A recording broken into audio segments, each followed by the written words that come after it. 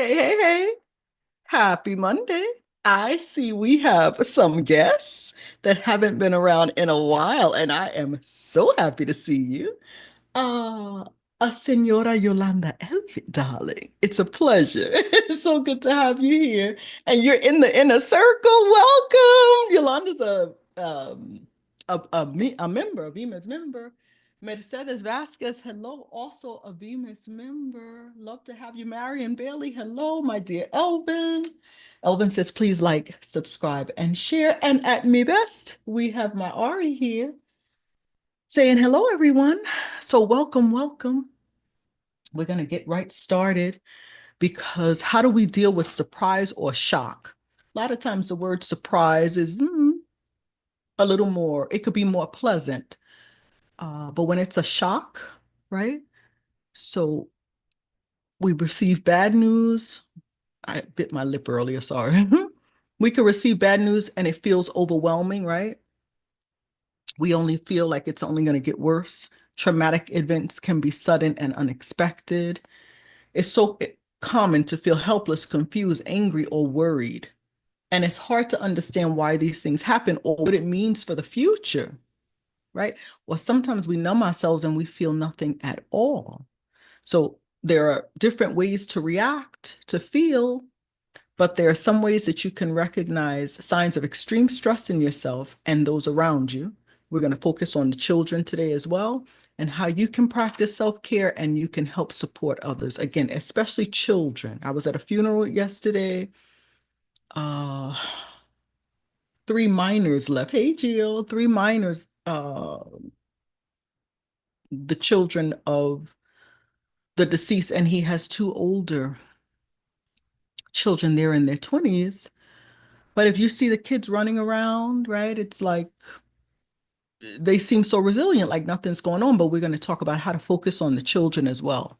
Okay, with shock and everything. Oh, you never missed a live. It's good to have you. I appreciate it. Orlando, hey, we have Yolanda y Yolanda. Meanwhile, if you're new here, welcome. I'm so glad to have you. My name is Karen Marinez. I'm an emotional wellness coach. I help the exhausted woman who struggles to feel comfortable in her own skin, has low self-esteem, and hence overextends herself to please others. I help you to identify and process your emotions so you can find peace, passion, and purpose. Okay. I ask of you good people to please subscribe if you're not already subscribed. Oh my God, Chica MV is here. Hey, you stayed up for me. That I appreciate it. I know it's a sacrifice. 9 p.m. It's kind of late, but I really appreciate it. So give it a like, share, subscribe. It helps the message get out to others. Okay, as you're coming in, just say hello. For those that never say hello, they just sit back and watch. We welcome you. Glad that you're here. You can enjoy. For those that see this in the future, nice to have you. Okay. So, how can we process surprise or shock, in particular if it's bad news? Here are the key steps. Number one, acknowledge your feeling. When surprised, pause and recognize the initial emotion, whether it's shock, excitement, confusion, or fear. Take your emotional pulse. I talk about that often. Take it. How am I feeling? What's going on with me? All right. And number two, take a breath. Give yourself a moment to breathe. Right? We hear this news could be devastating, earth shattering, life changing, life altering. Take a breath, calm down before reactive impulsively. There's also something called deep belly breathing or diaphragmatic breathing. I have a video on that on the same YouTube channel. Okay. To bring ourselves down. Okay. Number three, gather information. Try to understand the details of the situation and what caused the surprise. All right. Four, analyze the situation, evaluate the potential implications of the surprise, consider both the positive and the negative aspects, and then respond appropriately. Depending on the nature of the surprise, express your emotions authentically, ask questions, or take necessary actions. Again, this could be the death of a loved one. It could be a medical diagnosis that's devastating, right? We want to take the time to get the information that we need, ask questions, take the necessary action. But with that, for that, we have to right? Get ourselves together. Embrace flexibility. Be open to adjusting your plans or perspective based on the new information. So, important points to remember.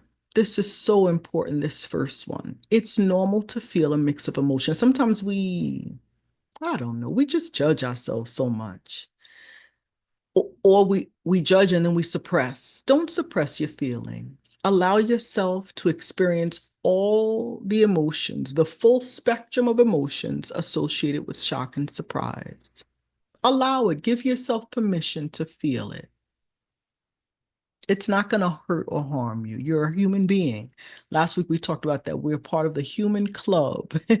We all go through things. We all respond differently. But if I respond differently than you, it doesn't make my response worse or better than yours. Everyone's entitled to their experience. Focus on the present. So, especially imagine waiting for a diagnosis from a doctor. Avoid thinking about, or not thinking, but dwelling on either in the past what could have been or the future, overthinking future consequences. Neither, we can't change the past and we can't predict the future. Accept the thing for what it is. Acceptance is crucial in anything, especially shocking news. It could be a family that has 5 children. And then the wife says, "Hon, we're expecting another." And he's like, "What? That wasn't in the plans," right? Accept it, right? Accept it. And also seek support if needed. If the surprise is overwhelming, talk to a trusted friend, family member, or professional for guidance. It's so important. So, what are the 4 stages of surprise? This was really interesting as I was doing my research. Freeze, when we're stopped in our tracks because of the unexpected. We rarely expect the unexpected. We're encouraged to, but life turns and twists and turns in all kind of ways, and sometimes we are blown away, right? So freeze. The next one is find. When you get hooked into trying to understand what's going on, how did this happen? So do the research, figure it out, and then shift. When we shift our perspective based on conflicting findings, we'll talk a little bit about that later, reframing. And then share when we feel the pull to share our surprises with others. After the husband catches his breath, right? A 6th child, then he's like, "Mom, Dad, we're having another baby," right? Or it could be something else, a loss of a job or thing. We're going to talk about all of that. Okay. But I like that. Freeze, find, shift, and share. What would that be? FFSS. Okay. So, what is the purpose of surprise or shock? Alejandro's writing in Spanish and in English, all inclusive around here. Because you say, I don't like that feeling. So, I have a little 10-year-old nephew. Well, he's actually very tall for his age. He loves surprises. He loves surprises. He's having, oh, he said, "I have a surprise for you," and he's ready. And there are other people, they don't like surprises. So you could, what is the purpose? And of course, my nephew loves the good ones, a gift, we're taking him somewhere, right? A vacation, all that stuff. But the purpose of surprise or shock is that it focuses our attention. Very interesting. It allows us to determine what's happening and whether we're in danger or not. At the moment, at that moment, surprise can feel good or bad. And after we figure out what happened, the emotion of surprise can change to relief, disgust, or fear. Or we may experience no emotion if the situation has no consequence to us. Or you may, when you think surprise, it's like a surprise bridal shower, a surprise anniversary, the couple walks in, everybody else, and they're right. And then it's like, wait, what's going on here? Because wait, I was just with you earlier. I just spoke to you. How did you? I thought you were right. We did a surprise anniversary party. I was invited to. A friend of ours did a surprise anniversary party for a friend. And she was like, "What are you doing? I was just on the phone with you." She thought the person was in New York and they were there in Florida. It's like it takes you a moment to like figure out what's going on, right? In that case, it was, oh, and like happiness. But we could get surprises and shocks that scare us silly or disgust us, like, oh, right? Bad news. So, how does surprise show up in the body? The jaw could drop and an audible gasp, right? Eyebrows raise, the head moves because you're trying to figure out what's going on. The body tenses up. Some people step backward away, like, wait, let me see what's going on. Some people lift their arms, right? And it's usually accompanied by some kind of dismay, delusionment, or confusion, especially if, well, even if it's good, like a surprise like that, like every 100 people in the room yelling surprise, and you're confused, like, wait a minute, what's going? And then and you're looking like somebody tell me, and it's like, this is your anniversary party, what, right? But when we're dismayed and disillusioned, surprise and shock can leave us feeling sad, hurt, angry, or maybe even unwanted. So, to handle or deal with these feelings, we might tend to become moody because we're thrown off, destructive, violent, a loner, distrustful of others, right? But again, the purpose of surprise and shock, the way our body responds, it has to figure out, is there danger? It's to focus our attention on the issue at hand. Very interesting. Alejandro has posted the WhatsApp chat. If you're not in there, get in. I encourage you to get in. That's where you find out all the good stuff going on with this emotional wellness group. All right. So let's talk about in the case of children. There's a death, there's a loss of a family, of a job, there's a divorce, a separation. Especially small children can seem extremely resilient. And that's what people say, oh, kids are resilient. Oh, Fabiola said, if you're Haitian, you definitely lift up your arms in surprise. That's cute. Very nice. Thanks for sharing. So yeah, kids can seem resilient, right? They're at a funeral, they're running around, they're at the burial site, they're playing. Little girl has her doll and she, and she's playing with the this one or that one. And parents can overlook the child's needs. This is really important because this is generation after generation. Oh, they're just kids. They don't know what's going on. They don't realize what's really going on. But kids, even if they don't know exactly what's going on, they feel everything. You can't hide it as a parent. So you might as well just fess up and talk to them. Okay. So here are some tips. And don't be afraid. Another thing, oh, they can't handle it. Kids can. They can. In that way, they're stronger than you think. So for anyone, a shock, a loss, or look at our friends in California, fires, right? Wildfires, they're losing their homes and everything. That causes uncertainty, frustration, anxiety. When you're homeless, you had a beautiful home and now you don't, it's burned or it's in a, right? And not some natural disaster. Be patient with yourself and those close to you because it takes time to manage your emotions, to feel what you fit, to even take your emotional pulse. Oh, I can't talk. Pulse to figure out what's going on. And if it's challenging for us as adults to process our feelings and emotions, how much more so the children that lack experience in life? So be extra patient with them. Don't assume because they're just walking around or they're on their phone or that they're fine after a traumatic experience. Bend down, look them in their eyes, and talk to them. And what are you going to say? Because I don't know what to say. How do I tell her that this happened, that happened? You can encourage your children to talk about their feelings and then listen to them. Be honest about your feelings, sad, afraid, worried.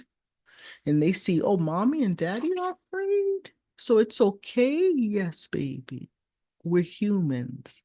We feel things, but we're here to work it out together. We're here. I'm going through my own pain, but I'm also here to support you because we can get wrapped up in our own pain and forget that the children are feeling it too.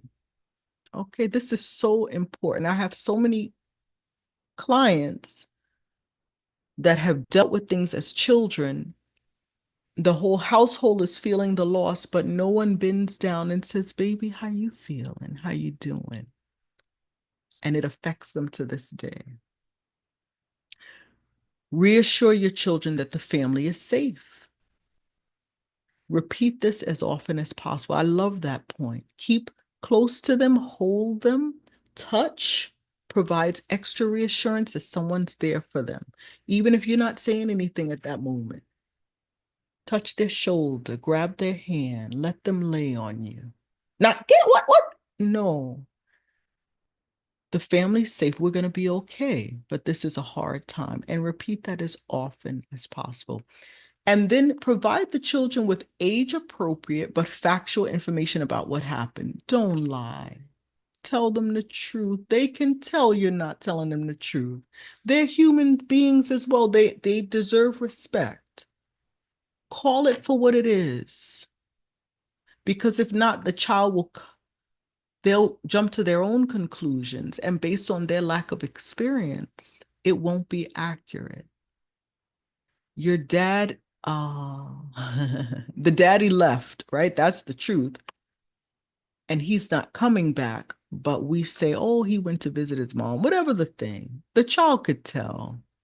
And that creates insecurity in a child. It could, and the lying, then the child grows into an adult and they're always saying, what is truth?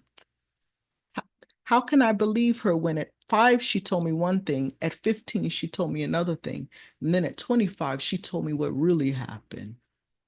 How do I know that? Like what? Just tell them the truth. It that plays a number on kids' minds. It's very damaging. And then watch for signs of stress in the family, friends, and children. You're going through your own thing, but if you're a parent, pay attention to your children as well. Be there for them.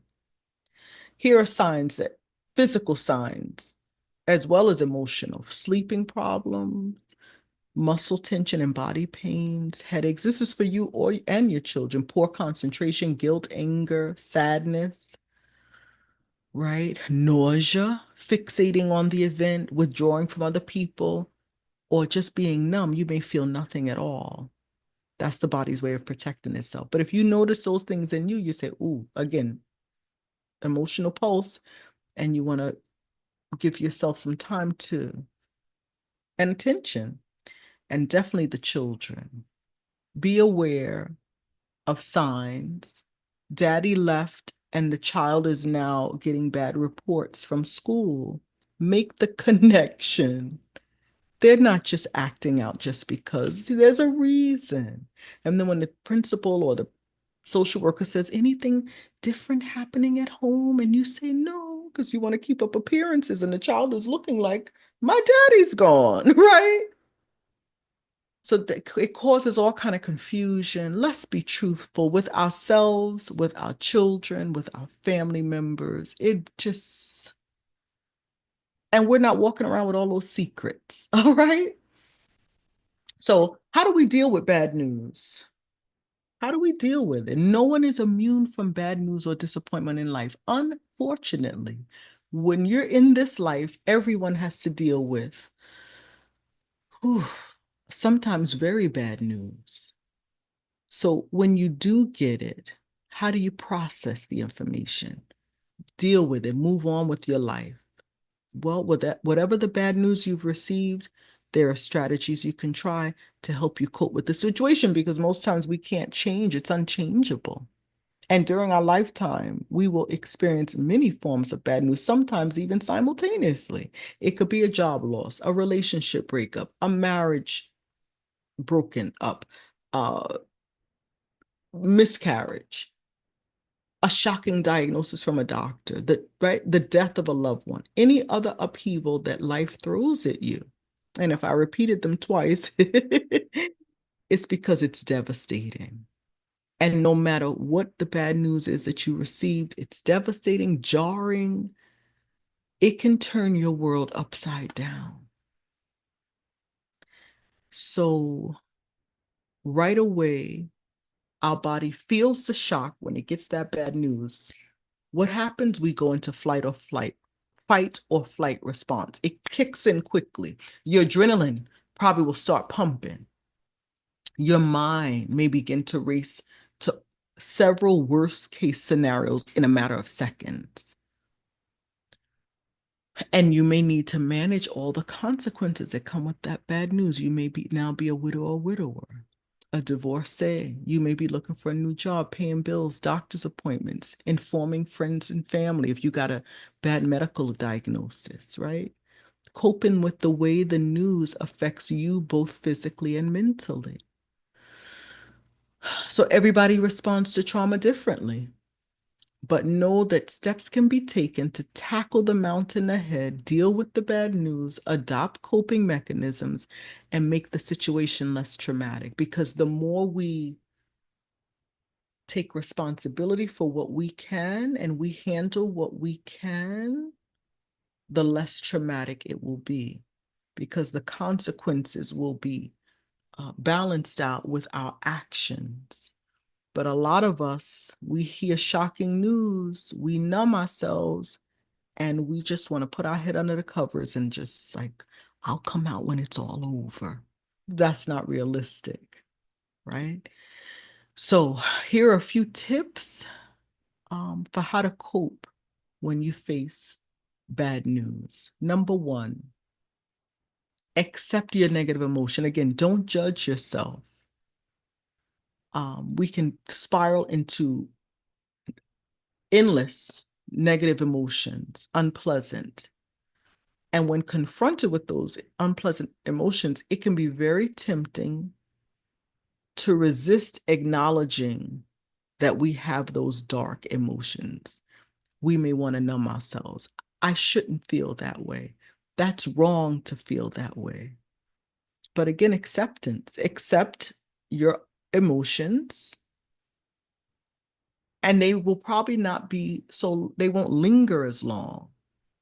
Don't bury it. Don't numb it. Feel it and accept it. But if we can accept it, we can feel it. We could feel it, we can accept it, right? A study that was done at the University of California, Berkeley, found that attempting to avoid your negative or unpleasant emotions can cause you more stress than confronting it head on. So again, acceptance. It is what it is. Now, what are we going to do about it? Right? So embracing darker moods, that's another study that was done. Instead of resisting them, can help you feel better in the long run. I always tell my clients, give yourself a time limit of how long you'll have a pity party. Today is Monday. By Wednesday, 9 p.m. All right, fear, sadness, whatever it is, thank you very much for visiting. Thank you for the message. I'll see you soon, right? You'll be back, but for now, I'm good, right? And you say goodbye to the emotion, right? Say goodbye to the emotion and face the music. I'm going to allow you, give yourself permission. I'm going to allow myself this amount of time and not weeks and months, these couple of days. And I'm going to moan and groan and feel victimized and all the things. And then now let's get up and face the music. We're going to do something about this. I'm back in the driver's seat. I'm in control. All right. The participants in this study who habitually accepted their negative emotions actually experienced fewer negative, unpleasant emotions and improved their psychological health compared to those that tried to avoid the negative because they're there. You may numb yourself, you may push it down, squash it, but they're still there. But if you accept it and not judge it, not judge yourself because you're feeling sad or afraid or whatever, or mad, angry, whatever the thing, you'll get through it faster. But the key is acceptance and no judgment. Very, very important. Okay. And again, we've learned that our emotions are there for a reason. We were created as such. So let's let them be. All right. Scientists also explain that our approach to emotional reactions is essential for our well-being. So people who accept negative emotions without trying to change them are better equipped to deal with stress. That's called resilience. And we've spent several weeks focusing on how to process. We did anger, fear, shame, and sadness. If you've not seen those, please feel free to go back, watch them. They're still on YouTube. They always will be for your watching and listening pleasure. All right. Number two is repeat exposure to the news. When I saw this, I was like, what? Because, I thought it was talk, but it means the news that we've heard. So, in a similar way to avoiding negative emotions, a lot of people go into avoidance mode when they hear bad news, when they're shocked, surprised about something. And that means I'm going to shut everything out in my mind that's associated with that. If it's a baby and I'm not expecting that, and I didn't want this baby to come at this time in my life, or look, I just lost my job. Put so much time. I've been at this job for 15 years and I can't believe they let me go. I don't want to see anything related to that company. My ex-co-workers, I don't want to talk to them, right? I'm avoiding. But avoiding the situation is counterintuitive and ultimately it leads to you thinking about it more. That's a very interesting finding. So I'm trying to avoid it, but the more energy I put towards avoiding it, I actually think about it more because you have to be intentional about avoiding something, right? So again, accepting it and just letting it be is much better. It will soothe and go away faster. Fighting the urge to think about your bad news can lead to tension in your stomach, the shoulders, the chest. It's a distraction from getting your tasks done. You may be like, oh, all day I've been trying to wash the dishes. I can't get the kitchen clean because I'm just so stressed out. I'm so depressed. I'm so sad. That thing just knocked me down. A death of a loved one, for instance, can knock the wind out of us. It can cause digestive problems, chronic stress, lethargy, right? We're just, oh, I can't hardly move, right? And that's what it does. But your brain is more able to deal with negative news than you might realize. By processing and digesting these experiences, you can let them go and move on. You are resilient and you have everything inside of you to already manage your life.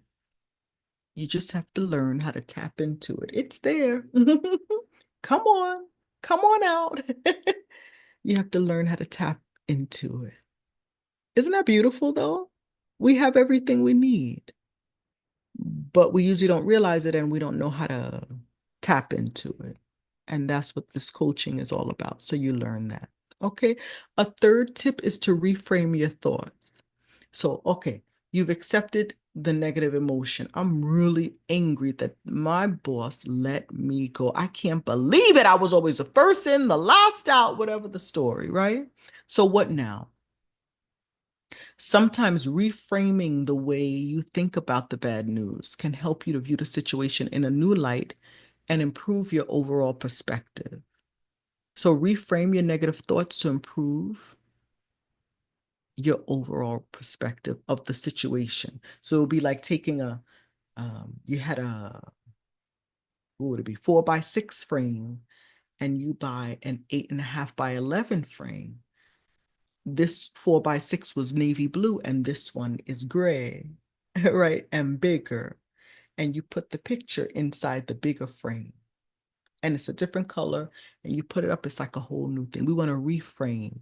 We can't always be in control of all the situations that happen in our lives. That's just fact.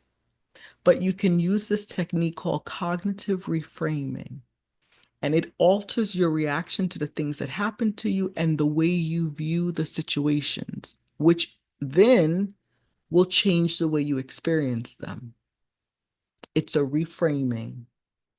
The idea of cognitive framing is to find a more positive interpretation of an unexpected adverse event because, for instance, we can translate the death of a loved one into how dare he leave me? But he had cancer. And after a year of battling it, he closed his eyes and passed away. That's the reality. He couldn't change it, right? He got a um, uh, diagnosis, and you went through the whole thing with him. But that's part of grieving, that anger, right? But now we could say, poor baby, he suffered so long, and I miss him like crazy, but he's not suffering anymore. That's a reframing, right? So, cognitive reframing challenges you to highlight the positive sides of a challenging situation and identify a brighter side of the event rather than just seeing the negative. Or a mother of a family of five, they have five children, and now she's pregnant. But it's five girls, and she's pregnant again. It's like, wow! Well, maybe we'll have the boy this time. And look, as long as the baby's healthy, that's really what matters, right? Or you lost your job. Instead of focusing on the mistakes that maybe you made in your role, look at the situation now as an opportunity to try new things, a new career, right? Explore different work alternatives. Before you had to be in the office 5 days, maybe now you could do hybrid, three at home, two in the office, or vice versa. You may think about it and realize, I never really liked that job anyway, but I had it for so long and I got used to it. Now getting laid off, you know what? Reframing. This is my opportunity to do something different, try something new. Maybe I'll find a job and a work environment that's really conducive to me, people that I like, right? The CEO of Vimes, Medici Irasabal is her name. She had a devastating breast cancer diagnosis. Devastating.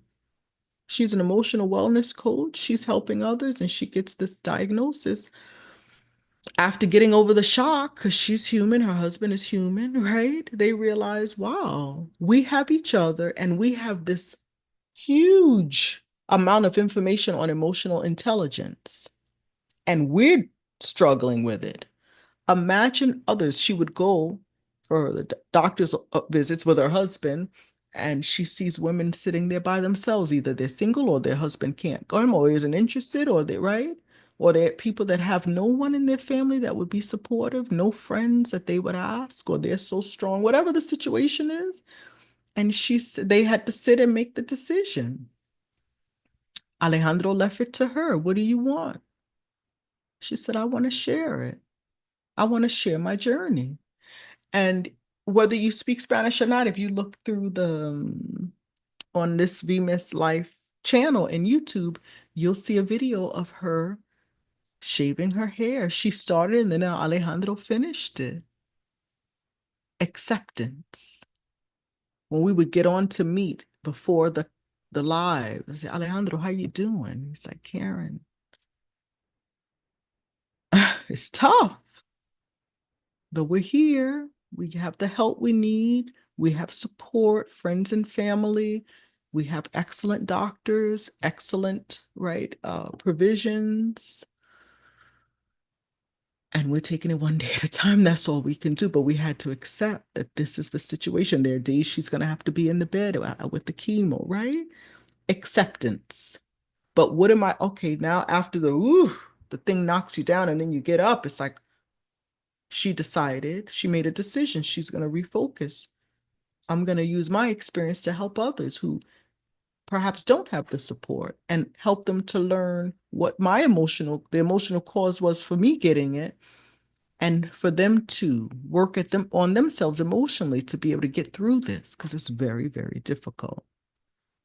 Okay, so reframing, cognitive framing, very, very helpful, and acceptance and non-judgment, right?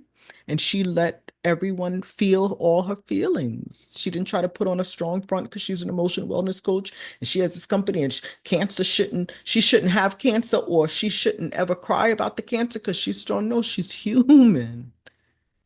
We all learned from watching her go through that. Now she's fine and well, and she was on live right before I came on, she and her husband, and they're flourishing and doing great. But it was a rough time. Okay. Florin Dolkus from the Cognitive Neuroscience Group at the University of Illinois explained that dwelling on how hurt, sad, or embarrassed you felt during an adverse event can result in you feeling worse. So it's not the thinking about it, it's the dwelling on. When we fixate, we ruminate, and we just never take our eyes off that situation. And we think about it and think about it. You'll feel worse. Somehow because I used to be a worrier, sometimes we feel like if I worry about it and I fixate on it, it's going to get better, but it actually makes you feel worse. So please, when you feel like you're, try to distract yourself and pull away. I'm going to give you some techniques in a little bit about how to do that. If you look away from the negative emotions and think about the context of the situation, such as Mercy said, I'm here with my husband. I have his support. My family is here. I have good friends, vitamin people all around me that are there to support me, right? Or you may think about what the weather was like that day and how beautiful it may or may not have been, just to distract your mind, or any other non emotional aspect of the memory. Your mind will be taken away from the unwanted emotions that are linked with that memory. Just like 9/11, those who were in New York at that day, it was the most gorgeous day in September. The sky was absolutely gorgeous. I'll never forget it. And then, boom, devastation, right? But to distract them, like again, because we tend to fixate, to try to think of something else too about that day that you heard the news, to allow you to not fixate because it's damaging to our health. It doesn't help. Okay. Actually, learning more about reframing, if you're interested in that, we're going to do the NLP class again in English in 2 weeks. March 15th, we're going to start it. I'll explain to you in that class more of how to reframe your issues and see your situation and your goals from a new, fresh perspective. Taking the out of the little, putting it into the big. This one is this one is this color. And it's a very, very interesting topic. Okay. Number 4 is learn how to overcome adversity. You may fail a college exam, rejected for a job you really had your heart set on. It could be something you belittled by your superior at the job. It's disappointing. You may feel a sense of failure, but learn to overcome that. That's adversity. Learn to overcome it. Write a journal about bad news can help alleviate distress. And while almost everyone will experience these setbacks at one time or another, some people are better at dealing with adversity through life than others. You've noticed that, right? Some people crumble at the first hurdle, and others have the resilience. I love that word in Spanish and English. In Spanish, it's resiliencia. It's beautiful. I love that word, and I love what it means. And even in English, resilience, because it enables you to stay calm when you're under pressure. The way my word, my visual for resilience is a strong wind coming at me, and I lower my head and I keep walking forward against the wind, against the pressure. When I hear, when I see that word, that's what I visualize. I love that word. So we want to build our emotional wellness, our emotional strength, our emotional intelligence, tap into our strengths, learn new skills so that we can become resilient. And it may knock us down, the wind, but we get up and we get our footing, we put our head down and we will. And it's not down like this, like victim. No, it's just down so that we can still walk against the wind. We can do it. We got this. Okay. And the good news is that acquiring resilience and overcoming adversity can be learned. It's working on our thoughts and behaviors as well as our actions. Okay.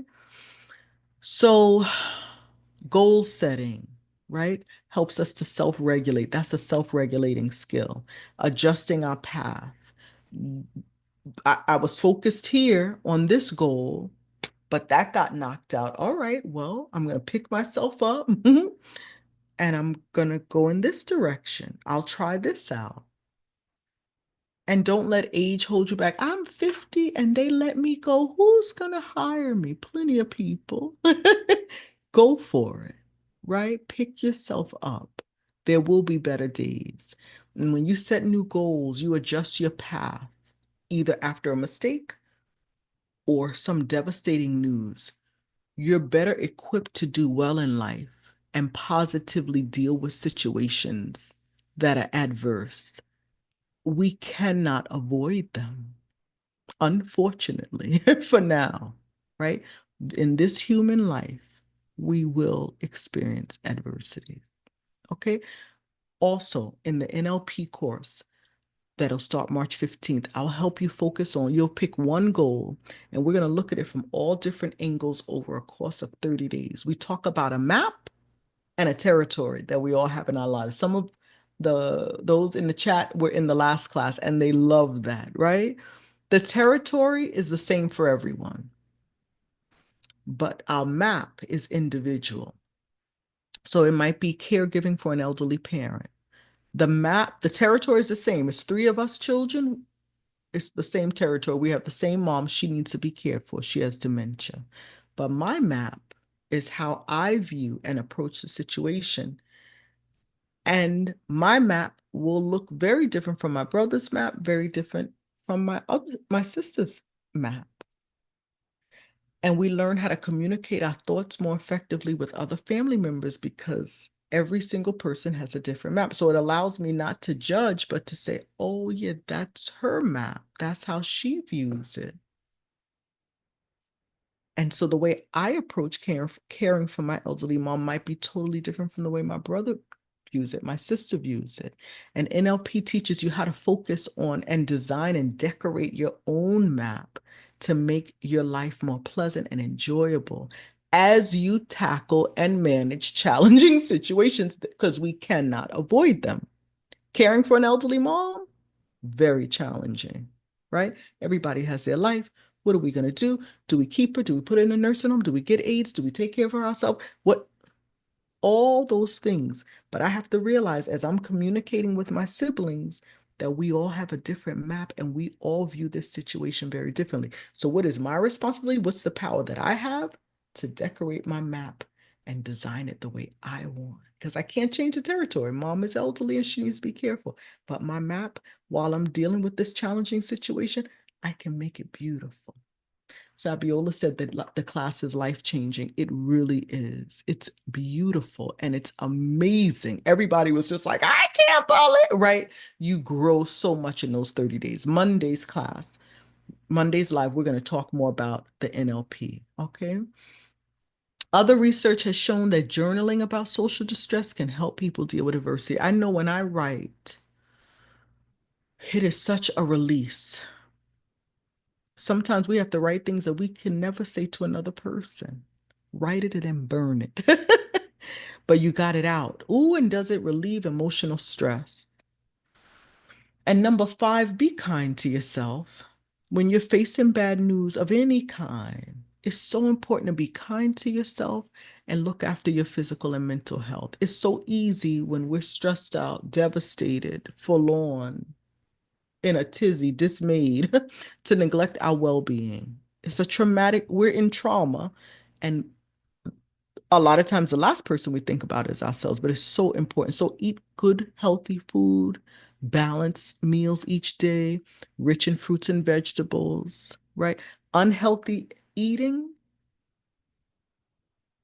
usually moves us towards a negative mood. We don't want that. We want to move towards betterment, right? We could try mindfulness meditation.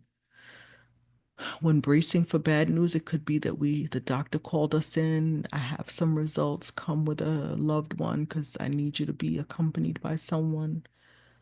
Rather than distracting yourself on your phone while the doctor's talking or trying to stay positive, give mindfulness meditation a go. What does it do? It enables you to focus on the present because I'm avoiding by being on my phone. But when I'm doing mindfulness, practicing mindfulness, I'm here, right now. And that offsets the worry of waiting for the news. So we're in the waiting room of the doctor's office. I could easily try to distract myself, but instead I can use mindfulness techniques, or maybe you're outside in the waiting area waiting for a loved one to come out of surgery and you don't know if they're going to make it, right? These are devastating things. Research has found that even if you don't consider yourself to be a mindful person, meditation can help you to tame, get under control those negative, unpleasant emotions. Okay, so some mindfulness activities. Here's an example: meditation. You can begin with just a few minutes a day. Sit quietly. It's not in a corner. Focus on your breath as you breathe in, as you breathe out. It keeps you in the present. Observe your thoughts without judgment as they come and go, because once you sit quietly, your thoughts will come. And these are thoughts you may have suppressed for a long time. Let them come and go, but focus on them. That's meditation. Mindful eating. So many of us, and I do it too sometimes, I sit in front of the TV and eat my meal. But we can be mindful even about eating. Sit at the table, set your beautiful plate, pay attention to what you're eating. Look at the textures, the colors, the flavors of the food you love without distraction. And again, family, even me and Elvin, it's so important for us to sit at the table and do that together and have quality time, chit chat about the day, right? Those with children, please try, especially in this day and age, and not everybody at the table with their device, because then it misses the purpose of the bonding, the time spent together.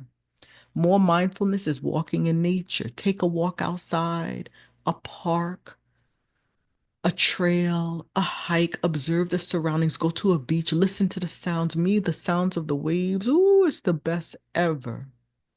Feel the ground beneath your feet. Take your shoes off. Walk in the grass. Walk in the sand. Feel your surroundings. Be aware. What do? A lot of times we have our earbuds in and we're listening to something, an audiobook or some music, right? It's not necessarily bad, but if we want to have a mindful walk, then we have no distractions. And then journaling. Fabiola says, oh, mindfulness feeds emotional intelligence. Yes, it's the space between feeling and purposefully intentions. Oh, how beautifully said, Fabiola. It's such a gift to yourself. Yes, it is. We need that time to ourselves, quiet, because we're so overstimulated with the cell phone that never leaves our side, the TV, the this, the that, right? And then journaling, writing down your thoughts, your feelings, your experiences daily. It allows you to reflect and then look without judgment and then have a deeper understanding of you because we're getting to know ourselves as well.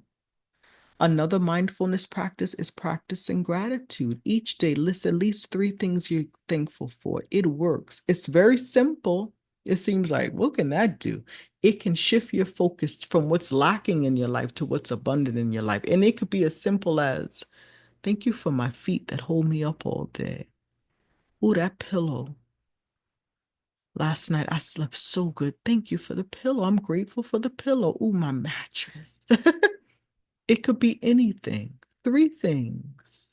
Or the person that came up and gave you a hug and you didn't even expect it, right? Then we realize, oh, I'm not lacking. I have an abundance in my life. And it shifts. Something inside of us shifts and it begins this transformation that makes us more positive, resilient, and joyful and happy. That's the end result we want, despite the challenges, the shocking, surprising news, devastating news that we hear sometimes. We can still be happy because who's driving? We are. Who's in control? We are. Who's resilient? We are, right? And this was interesting. You know, I love me a massage. This was in the study notes. When I was studying, the research, book a massage. It's a study trusted source published in the Journal of Clinical Nursing said that receiving hand and foot massages for 8 weeks after the death of a loved one provided some consolation and was reported to be worthy early grieving process support option for bereaved family members. Isn't that interesting? I love a massage. Some people don't like to be touched. I do. So when faced with bad news, think about a massage. Again, that's also it's relaxing and it's self-care and touch is very comforting. It's very reassuring. So when faced with bad news, my dear lovelies, as hard as it might be, it's important to remain calm, stay focused on the present moment, and breathe. Just breathe. You know that song? Breathe. Take a breath, stop, be calm, look at the emotions, let them all flow. They may even confuse you. Like I was just angry and now I'm hopeful. What's going on here? I'm crying 1 minute and people might say, "What's wrong with you?" I'm just feeling all the feels right there. I'm human. I'm a part of the human club. There's nothing wrong with that. And stay present. Do your mindfulness practices, journal, get vitamin people around you. Here's a closing quote. Good friends are like shock absorbers. They help you take the lumps and bumps on the road of life. I love that. I'll say it again. Good friends are like shock absorbers. They help us take the lumps and bumps on the road of life because is this life bumpy? Oh, yes. Is anyone excluded? Oh, no. But what we do with the shocking and the surprising information is what matters. Not, and will it happen? Of course it will. Accept that. And then it's what am I going to do if and when? Or when this happens, I'm going to feel the feels and then I'm going to show resilience. We're going to find options and we're going to do our best to get through this together. And when we have good vitamin people, good friends around us, they absorb the shock because we're not going through it by ourselves. So important. Oh my goodness, it's so important. Fabiola gave it a heart and stars. Renee said very good information to cope. So important. Yes, yes, and yes. Love you guys. Um, Y'all come back now. I'm all done. That's all I have to say. Next Monday, we will be talking about the NLP class. Going to talk about community assertive communication and all kind of other things. I'm going to actually put a poll, a poll in the chat, the emotional wellness chat, to get your thoughts on what you want me to, specifically to talk about, and then we'll go from there. Okay, but March 15th is a date that we want to start. Those who have already done NLP can join again. We would love to have you. You can have the same goal, a different goal.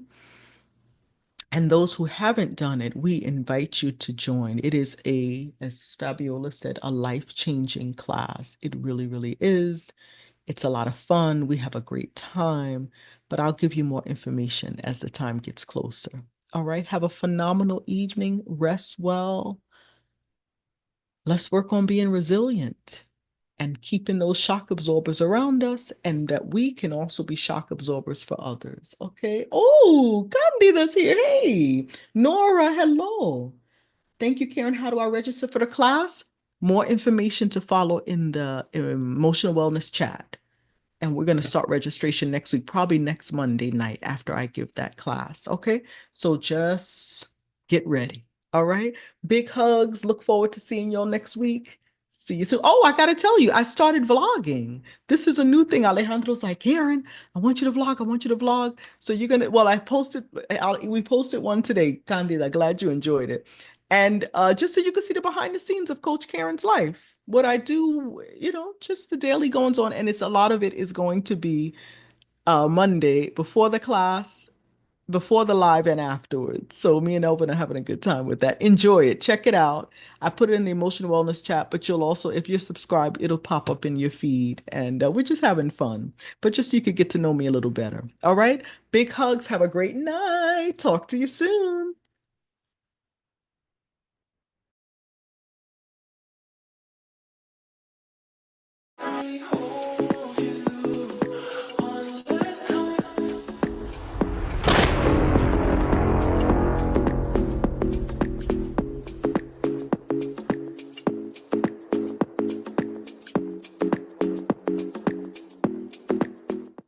Have you ever wondered why some people express their ideas clearly, connect deeply with others, and feel confident when they speak, while others struggle with fear, insecurity, or misunderstandings?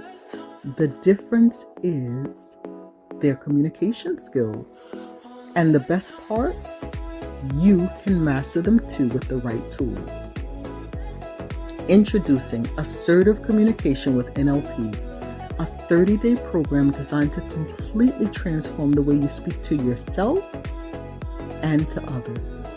Through 30 practical challenges, live classes, real-time therapy sessions, and expert guidance, you will break through the mental blocks that prevent you from speaking with confidence, improve your inner dialogue, and reprogram your mindset for success.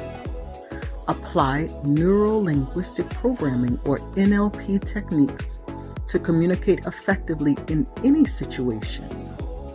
Learn to set boundaries without fear of rejection or guilt.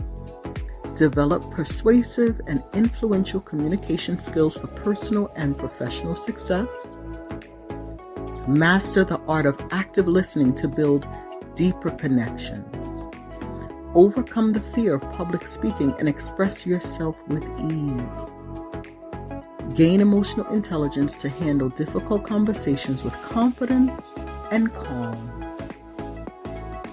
NLP empowers you to reprogram your mind for clear, persuasive, and impactful communication.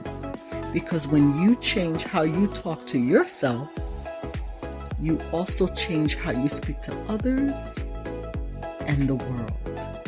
And the best part, the time to start is now. Today is the day to take action, transform your inner voice, and unlock your full potential. Sign up now and take the first step toward assertive and powerful communication. Your transformation starts today. Are you ready?